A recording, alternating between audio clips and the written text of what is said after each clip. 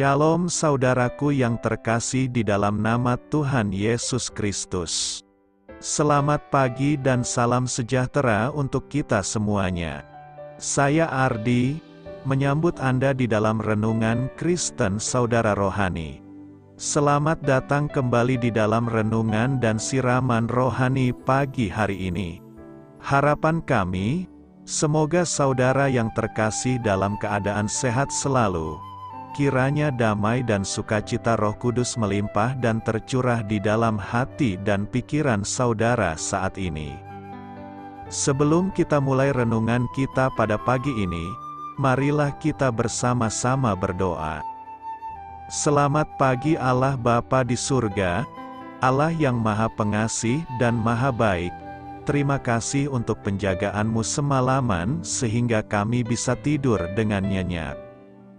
Terima kasih untuk pagi hari yang indah, yang Tuhan sediakan untuk kami. Tuhan, pada hari ini, kami anak-anak-Mu akan melakukan berbagai aktivitas. Kami akan bekerja, dan menjalankan tanggung jawab kami, kiranya Kau yang mampukan. Kami serahkan seluruh rencana dan agenda hari ini ke dalam tangan Tuhan. Biar Tuhan yang berkarya dan biarkan semua rencana sesuai dengan kehendak-Mu ya Tuhan Yesus yang baik. Ampuni dosa dan kesalahan kami Tuhan. Jadikan kami pribadi yang lebih baik setiap harinya. Terima kasih karena telah membolehkanku untuk kembali menghirup udara segar di pagi hari ini. Menikmati seluruh anugerah yang telah Engkau berikan kepadaku. Itu semua karena kebaikan dan curahan kasih yang nyata dari Engkau di kehidupanku. Haleluya! Dalam nama Tuhan Yesus, aku sudah berdoa. Amin. Sahabat saudara rohani, pembacaan ayat emas Alkitab renungan kita hari ini terambil dari kitab Yohanes 8 ayat 2 sampai dengan ayat 11. Pagi-pagi benar ia berada lagi di bait Allah, dan seluruh rakyat datang kepadanya, ia duduk dan mengajar mereka. Maka ahli-ahli Taurat dan orang-orang Farisi membawa kepadanya seorang perempuan yang kedapatan berbuat zina. Mereka menempatkan perempuan itu di tengah-tengah lalu berkata kepada Yesus, "Rabi, perempuan ini tertangkap basah ketika ia sedang berbuat zina." Musa dalam hukum Taurat memerintahkan kita untuk melempari perempuan-perempuan yang demikian. Apakah pendapatmu tentang hal itu? Mereka mengatakan hal itu untuk mencobai dia, supaya mereka memperoleh sesuatu untuk menyalahkannya. Tetapi Yesus membungkuk lalu menulis dengan jarinya di tanah. Dan ketika mereka terus-menerus bertanya kepadanya, ia pun bangkit berdiri lalu berkata kepada mereka, "Barang siapa di antara kamu tidak berdosa, hendaklah ia yang pertama melemparkan batu kepada perempuan itu." Lalu ia membungkuk pula dan menulis di tanah. Tetapi setelah mereka mendengar perkataan itu, pergilah mereka seorang demi seorang, mulai dari yang tertua. Akhirnya tinggallah Yesus seorang diri dengan perempuan itu yang tetap di tempatnya. Lalu Yesus bangkit berdiri dan berkata kepadanya, "Hai perempuan, di manakah mereka? Tidak adakah seorang yang menghukum engkau?" Jawabnya, "Tidak ada, Tuhan." Lalu kata Yesus, "Aku pun tidak menghukum engkau. Pergilah, dan jangan berbuat dosa lagi mulai dari sekarang." Ayat renungan pagi kita terambil dari kitab Yohanes 8 ayat 2 sampai dengan ayat 11. Inti dari ayat emas renungan kita adalah, tidak adakah seorang yang menghukum engkau? Mari kita mulai renungan pagi kita. Kata-kata bijak yang dapat kita petik adalah menjunjung martabat. Renungan kita pada hari ini ditulis dan disusun oleh Tim Gustafson. Mari kita mulai kisah inspiratif. Seorang teman Maggie yang masih muda datang ke gereja dengan mengenakan busana yang minim. Memang tidak mengherankan, karena wanita itu seorang PSK. Ia terlihat duduk gelisah sepanjang ibadah, menarik-narik roknya yang terlalu pendek, dan kemudian melipat kedua tangannya dengan gugup. Maggie dengan cepat mengalihkan perhatian temannya dari cara berpakaiannya, dan bertanya, "Kau kedinginan? Ini, pakai saja selendangku." Maggie telah memperkenalkan belasan orang kepada Yesus dengan cara mengundang mereka beribadah di gereja dan membantu mereka merasa nyaman. Injil pun terpancar indah lewat pendekatannya yang ramah dan perlakuannya yang menjunjung martabat setiap orang. Ketika seorang wanita diseret para pemuka agama ke hadapan Yesus dengan tuduhan perzinaan yang sangat berat, dia tidak langsung berurusan dengannya. Setelah membuat para penuduh tadi pergi dari sana, sebenarnya Yesus bisa saja menegur wanita itu. Namun, yang dia lakukan justru mengajukan dua pertanyaan sederhana. Di manakah mereka? Dan tidak adakah seorang yang menghukum engkau? Tentu saja jawaban dari pertanyaan terakhir tadi adalah tidak. Yesus pun memberikan kabar baik kepadanya lewat satu pernyataan singkat. "Aku pun tidak menghukum engkau." Dilanjutkan dengan seruan, "Pergilah, dan jangan berbuat dosa lagi mulai dari sekarang." Janganlah kita meremehkan kekuatan kasih yang tulus bagi orang lain, kasih yang tidak menjatuhkan kecaman, melainkan menjunjung martabat semua orang dan menyalurkan pengampunan bagi mereka. Marilah kita renungkan di dalam hati kita, apa reaksi Anda saat melihat seseorang menjalani gaya hidup yang tercela? Siapa yang dapat Anda undang ke gereja minggu ini? Dan bagaimana Anda dapat membuat mereka datang? Hal ini patut kamu ketahui. Dalam perikop mengenai Yesus dan perempuan yang kedapatan berbuat zina dalam Yohanes 8 ayat 2-11, para pemuka agama mencoba menjebaknya dalam sebuah dilema. Jika dia memaklumi dosa perempuan itu, maka dia akan dianggap melawan hukum Taurat Musa dan disebut sebagai guru palsu. Akan tetapi, jika dia menyuruh orang melempari perempuan itu dengan batu sampai mati, ini berarti dia melawan hukum Romawi karena hanya pemerintah Romawi yang dapat menjatuhkan hukuman mati. Alih-alih mengambil salah satu pilihan, dia memilih opsi ketiga, yaitu balik menguji para pemuka agama itu dan menunjukkan belas kasihan kepada perempuan tersebut. Yesus terang dunia, Yohanes 8 ayat 12 berkata, Yesus berkata lagi kepada mereka, "Akulah terang dunia. Siapa yang mengikut aku, ia tidak akan berjalan dalam kegelapan, melainkan ia akan mempunyai terang kehidupan." Nas hari ini menyatakan Yesus sebagai terang dunia. Dengan mengatakan ini, dia mengidentifikasi dirinya sebagai sumber terang rohani dan pencerahan bagi umat manusia. Kristus adalah jalan, kebenaran, dan hidup, dan dia adalah pemimpin spiritual yang membawa pencerahan kepada orang-orang yang mengikutnya. Ungkapan, "Siapa yang mengikut aku, ia tidak akan berjalan dalam kegelapan," menggambarkan bagaimana mengikuti Yesus membawa pembebasan dari kegelapan rohani.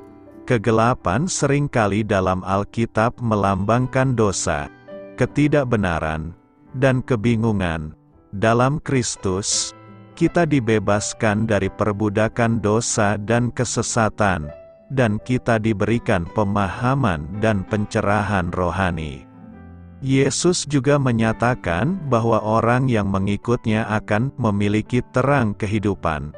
Ini mengacu pada pengalaman rohani yang diberikan kepada mereka yang percaya dan mengikutinya. Mereka akan memiliki pemahaman tentang maksud dan tujuan hidup yang sejati, serta kehidupan yang penuh dengan arti dan harapan yang diberikan oleh iman dalam Kristus. Pernyataan ini menunjukkan kontras antara cara hidup Kristen dan dunia yang tergelap oleh dosa dan kebingungan.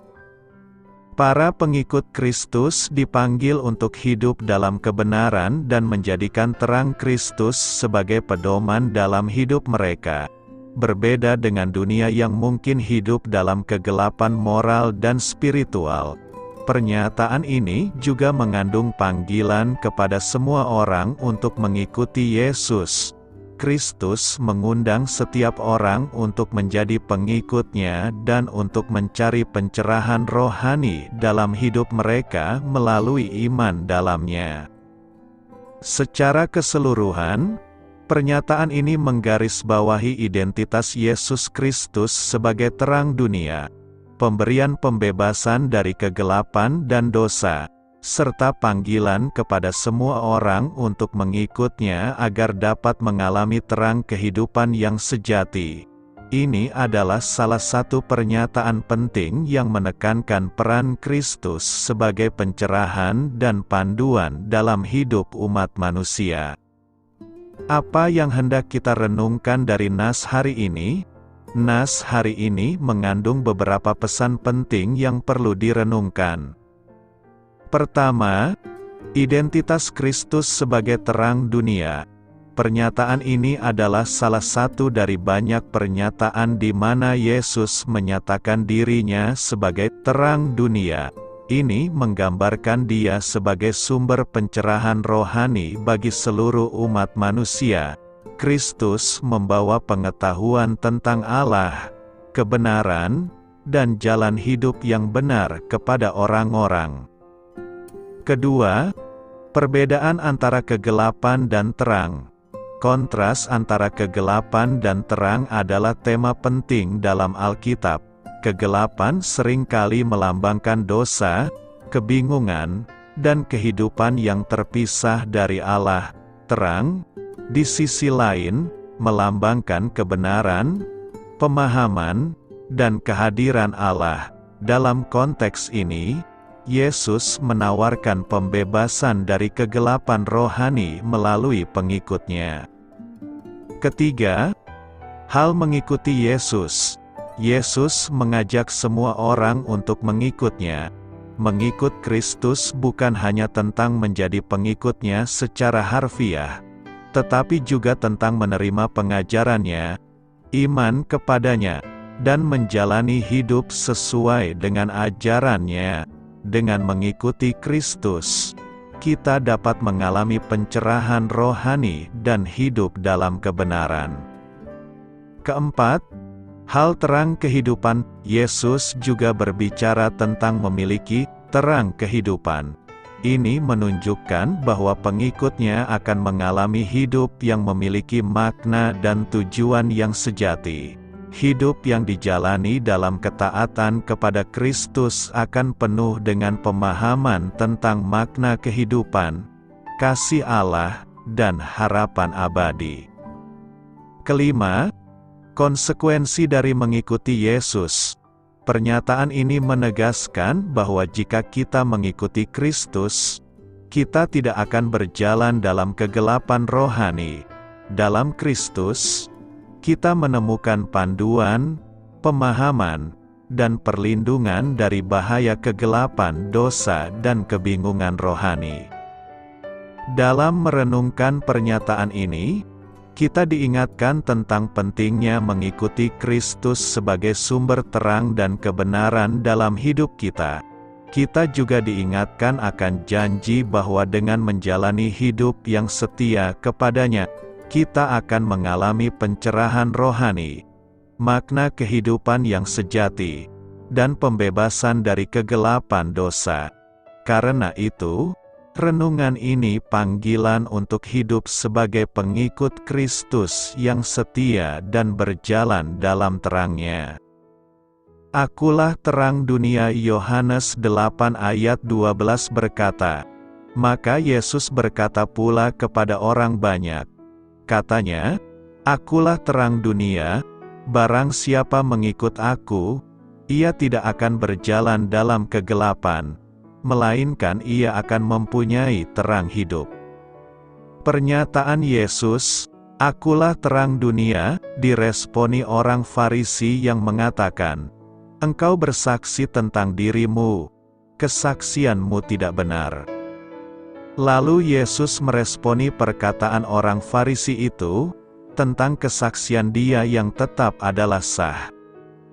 Kalau kita melihat ayat-ayat selanjutnya sampai Yohanes 8 ayat 29 dan bahkan selanjutnya, tema tentang terang dunia tidak muncul lagi.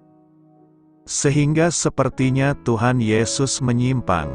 Tetapi kalau kita memperhatikan dengan lebih teliti, maka sesungguhnya Tuhan Yesus menjawab pertanyaan orang Farisi, dengan cara yang justru membuat poin tentang dia sebagai terang dunia menjadi semakin jelas. Seperti seorang ayah yang bijaksana sedang berbicara dengan anaknya, tentang sesuatu yang penting. Seringkali anak meresponi dengan caranya sendiri yang kadang-kadang tidak menyenangkan bagi orang tua. Tetapi orang tua yang bijaksana mengerti kemana arah pertanyaan anaknya. Mengerti mengapa anak ini bertanya seperti demikian. Orang tua yang bijaksana biasanya tidak terus memaksa akan apa yang dia katakan, namun mengikuti dan menjawab pertanyaan anak ini dulu. Orang tua yang bijaksana mengetahui pertanyaan ini berkaitan dengan hal yang mereka akan ajarkan. Mungkin anak ini bertanya lagi dengan pertanyaan lain, tetapi orang tua yang bijaksana dapat mengarahkan pertanyaan anak itu dan justru menegaskan main poin lebih jelas kepada anak itu. Inilah yang Tuhan Yesus lakukan kepada orang Farisi. Fokus dari ayat 13-20 adalah kesaksian dan penghakiman dari Kristus itu adalah benar karena relasinya dengan Bapa. Paling sedikit dari ayat 13-29 ada 7 kali Yesus mengatakan bahwa dia berasal dari Bapa. Apa yang dia katakan itu atas otoritas dari Bapa, bahwa dia akan kembali kepada Bapa, bahwa dia tidak melakukan apapun dari dirinya sendiri, segala sesuatu yang dia lakukan berasal dari Bapa. Dengan kata lain, otoritas yang Kristus miliki bukan bersumber dari manusia, tetapi bersumber dari relasinya dengan Bapa. Inilah yang Yesus katakan. Relasinya dengan Bapa itulah yang menjadi dasar bahwa dia adalah terang dunia. Yesus mengatakan dia adalah terang dunia karena dia berasal dari Bapa. Dia adalah terang dunia karena dia berbicara bagi Bapa. Dia akan pergi kepada Bapa, dan dia adalah satu dengan Allah Bapa itu sendiri. Tanpa dia berasal dari Bapa, dia tidak mungkin bisa menyatakan akulah terang dunia. Tanpa dia adalah satu dengan Bapa, dia tidak mungkin mengatakan akulah terang dunia. Maka sesungguhnya detur dari ayat 13-29 itu, Tuhan Yesus membawa kita kembali bahwa dia adalah terang dunia karena hal-hal itu.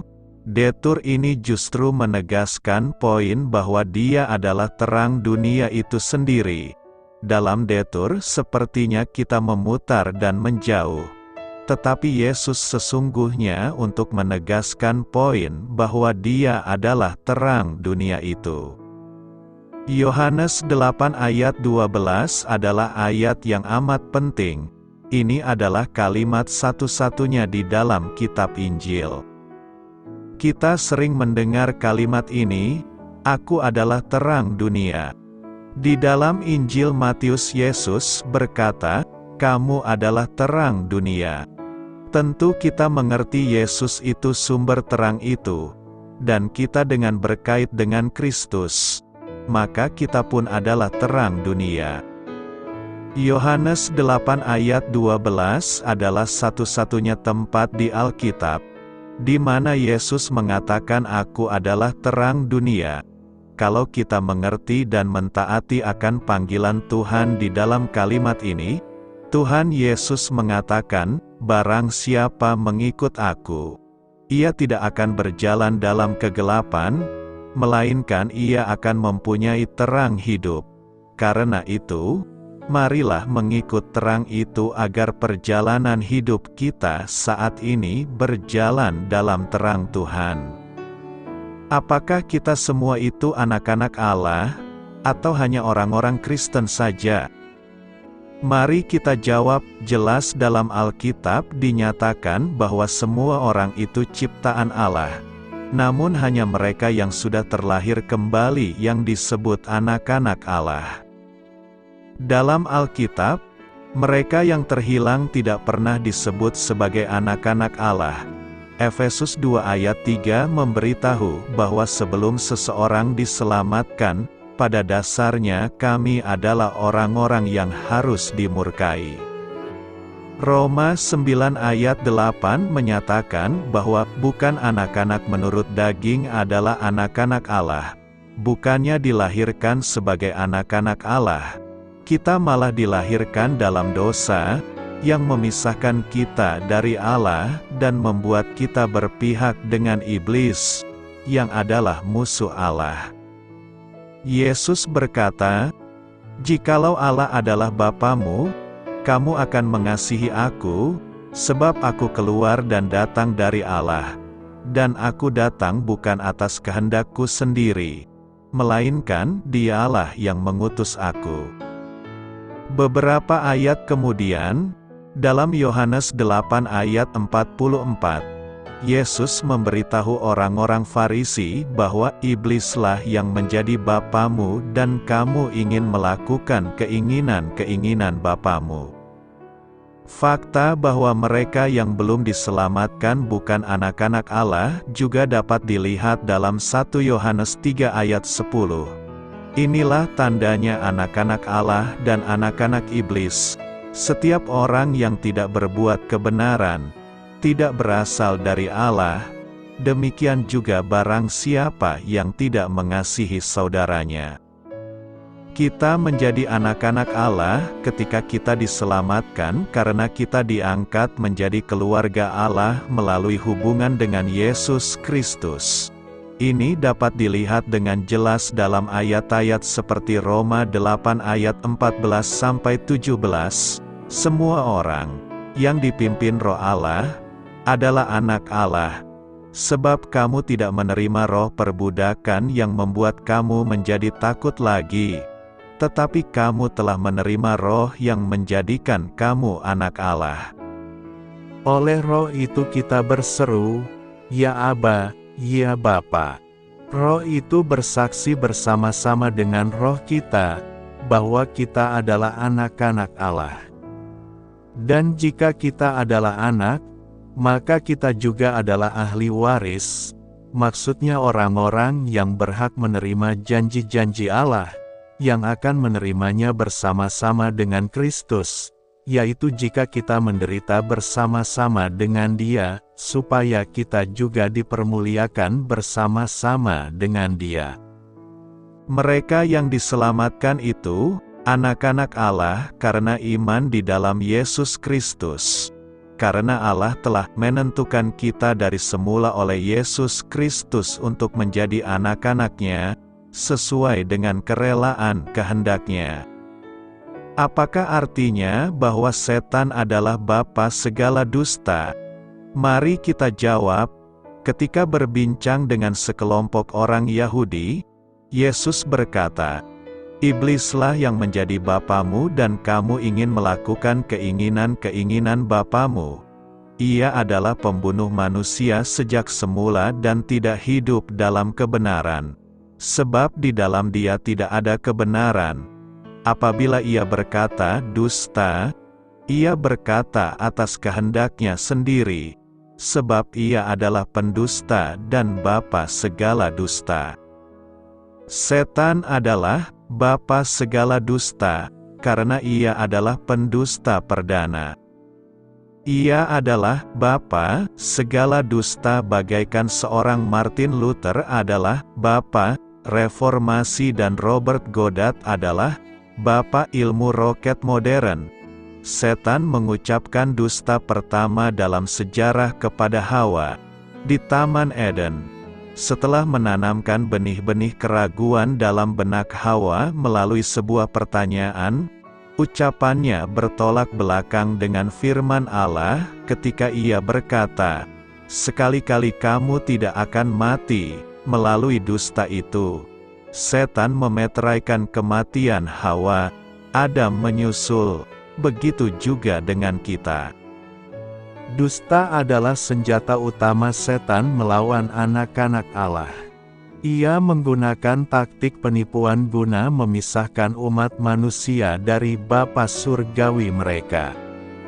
Beberapa dustanya yang sering dijumpai ialah, Allah itu tidak ada, Allah tidak peduli dengan Anda, Alkitab tidak dapat diandalkan, dan perbuatan baik Anda layak diberi pahala surga.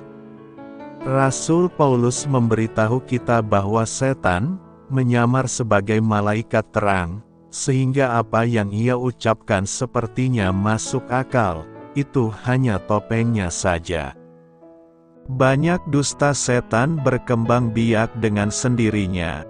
Ini terjadi ketika Hawa meyakinkan Adam supaya mempercayai tipuan iblis.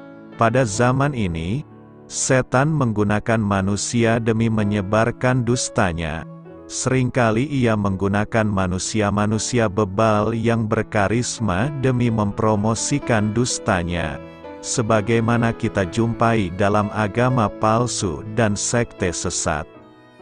Alkitab menggunakan berbagai nama bagi setan yang menggambarkan sifat sejatinya, termasuk penguasa dunia ini, ilah zaman ini, si penggoda, penyesat, Beelzebul, dan Belial, yang berarti jahat atau tidak berguna.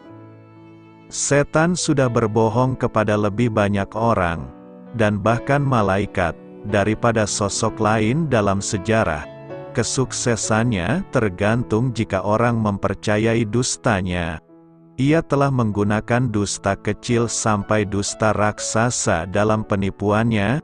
Adolf Hitler, seseorang yang mahir berdusta, pernah berkata, "Jika engkau mengucapkan dusta yang cukup besar dan mengulanginya cukup sering, dusta itu akan dipercayai." Baik dosa itu besar atau kecil bukanlah topik yang kita tangani. Dusta berasal dari iblis. Jika Anda pernah berdusta sekalipun, maka, jika Anda tidak mempertobatkannya, Anda tidak akan masuk ke surga. Alkitab mengajar bahwa semua pendusta akan mendapat bagian mereka di dalam lautan yang menyala-nyala oleh api dan belerang. Inilah kematian yang kedua. Amsal 19 ayat 9 juga mengajar bahwa siapapun yang berdusta akan dihukum.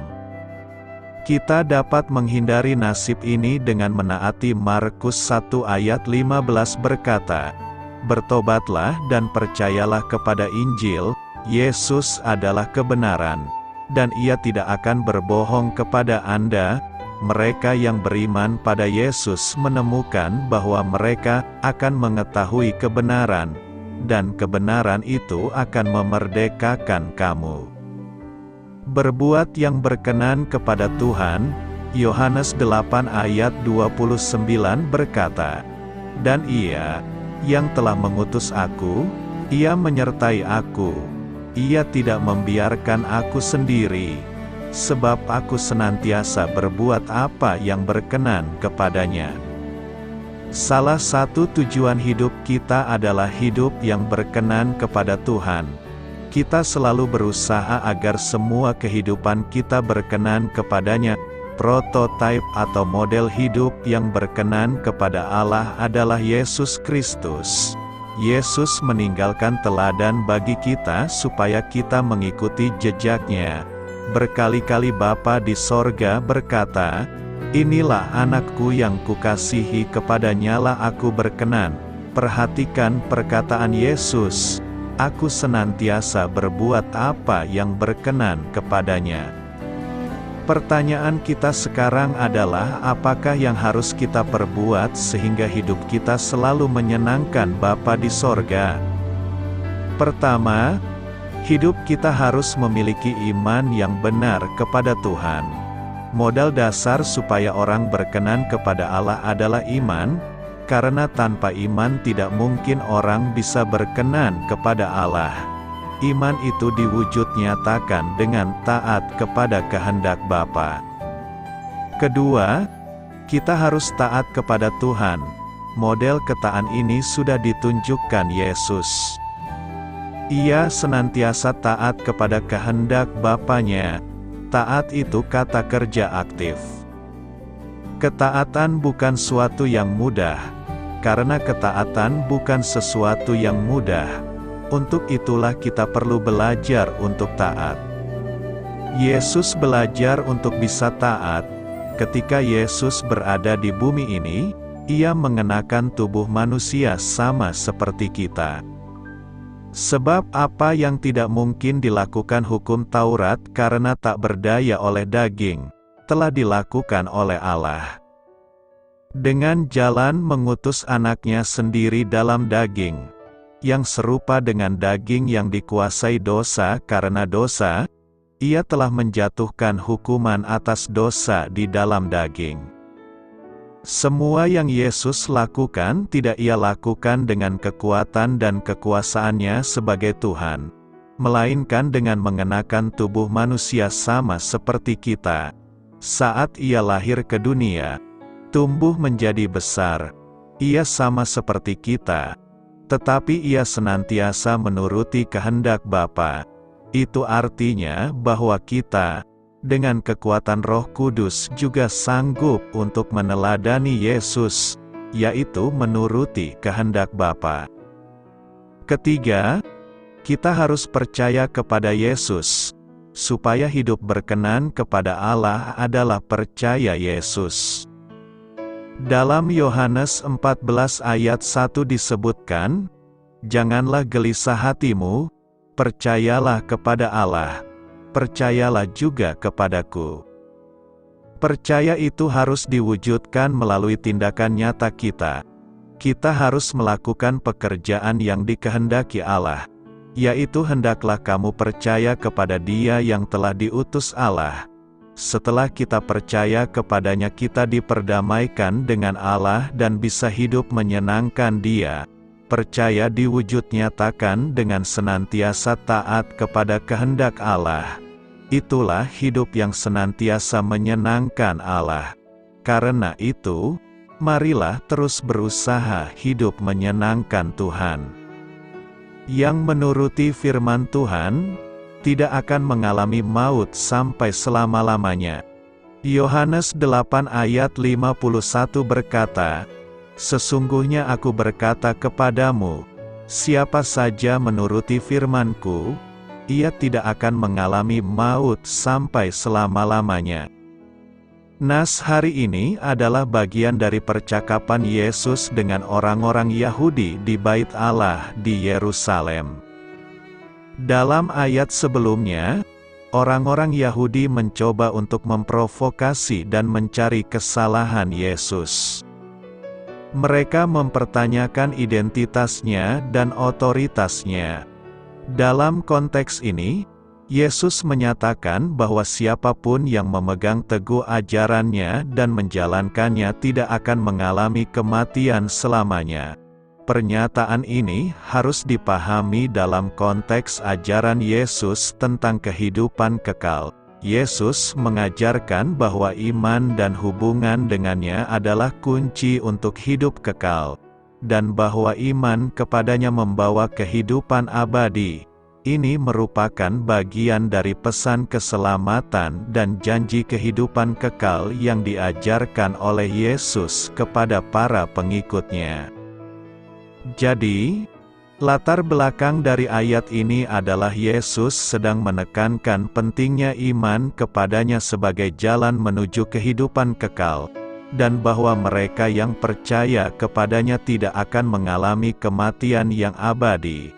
Ayat ini adalah bagian dari ajaran Yesus tentang iman, keselamatan, dan kehidupan kekal dalam konteks percakapannya dengan orang-orang Yahudi yang mencoba mencari kesalahannya. Apa yang perlu direnungkan dari nas hari ini? Nas hari ini dapat memberikan beberapa pesan yang perlu direnungkan. Pertama, kunci keselamatan. Pesan ini menekankan pentingnya iman dan ketaatan kepada ajaran Yesus Kristus. Yesus mengatakan bahwa mereka yang mengikuti dan mematuhi firman-Nya akan mengalami kehidupan yang abadi. Ini menyoroti bahwa keselamatan datang melalui iman kepadanya dan ketaatan terhadap ajaran-Nya. Kedua, kekekalan. Yesus menjanjikan kekekalan bagi orang yang mempercayainya. Ini mengingatkan kita bahwa kehidupan ini sementara dan bahwa kekekalan adalah tujuan akhir yang jauh lebih penting. Pesan ini mengajak kita untuk berfokus pada hal-hal yang bersifat kekal, seperti hubungan dengan Tuhan dan kehidupan yang datang setelah kematian. Ketiga, kualitas hidup. Ayat ini juga mengingatkan kita bahwa hidup sebagai pengikut Kristus bukan hanya tentang kekekalan, tetapi juga tentang kualitas hidup di dunia ini. Mengikuti ajaran Yesus dapat membawa kedamaian, sukacita, dan makna dalam hidup kita saat ini, dan bukan hanya janji kehidupan yang datang. Keempat, kepatuhan terhadap firman Tuhan. Ketaatan terhadap firman Kristus adalah tanda iman yang hidup. Pesan ini mengajak kita untuk mempertimbangkan sejauh mana kita menerapkan ajaran-ajaran Kristus dalam kehidupan kita sehari-hari dan apakah kita benar-benar mengikutinya. Perlu direnungkan bahwa ayat ini harus dipahami dalam konteks lebih luas dari ajaran Yesus dalam Perjanjian Baru. Ayat ini menekankan pentingnya iman kepadanya, ketaatan kepadanya, dan janji kehidupan kekal yang diberikan olehnya. Karena itu, renungan ini menghadirkan harapan dan tantangan untuk hidup sesuai dengan ajarannya dalam rangka mencapai kehidupan yang kekal. Doa saya menyertai saudara sekalian. Marilah kita menyampaikan doa syafaat. Allah yang penuh rahmat, ampunilah aku yang sering bersikap menghakimi terhadap sesamaku. Tolonglah aku untuk menunjukkan kasih dan kebaikan-Mu kepada orang lain. Amin.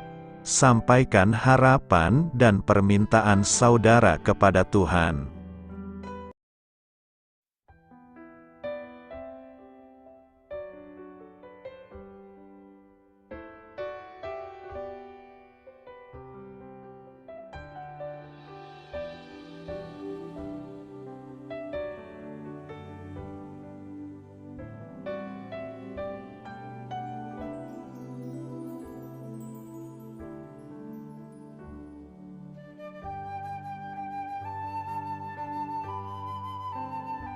Marilah kita renungkan sahabat saudara rohani.